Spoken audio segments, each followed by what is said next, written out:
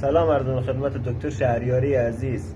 آقای دکتر، مردم سیستان بلوچستان چه گناه کرده که باید این همه فوش و الفاظ رکیک به خاطر این حرف جناب عالی گوش کنن و بیاشنه؟